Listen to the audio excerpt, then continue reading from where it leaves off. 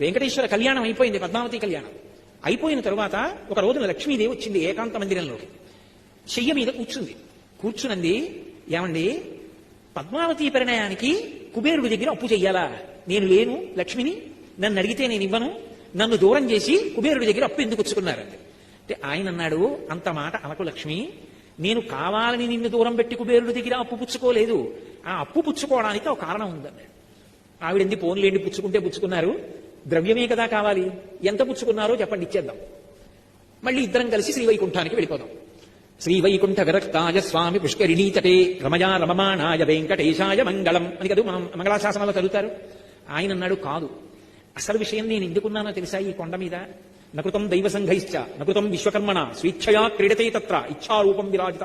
వ్యాస భగవానుడు చెప్పాడు, దేవతలు చెక్కలేదు, విశ్వకర్మ చెక్కలేదు, ఎవరూ ప్రతిష్ఠించలేదు, స్వామి తనంత తానుగా పద్మపీఠం మీద నించున్నాడలా. అది శిలామూర్తి కాదు, సాక్షాత్ భగవానుడు. అందుకే విద్యుద్ఘాతం అని పిలిచింది శాస్త్రం. ఇలా చూస్తే చాలు లాగేస్తాడు మనసుని, మీరు ఏ అలంకారం చేయండి నప్పుతుంది. అందుకే అటువంటి మూర్తి. ఆయన అన్నాడు లక్ష్మీదేవితో, ఇక్కడే నేను ఉండాలి లక్ష్మి, నేను రాను. ఎందుకు రానో తెలుసా? వైకుంఠానికి ఒక కారణం ఉంది. కలియుగంబున ప్రజలు పాపకర్మంబులాచరించి తత్పాపకర్మ ప్రభావంబున రోగాది దుఃఖములు కలుగగా తాళలేక మొరలు పెట్టి నన్ను పిలువ వారిని బ్రోవకుండగా విడుచుట నాకు పాడి కాదు.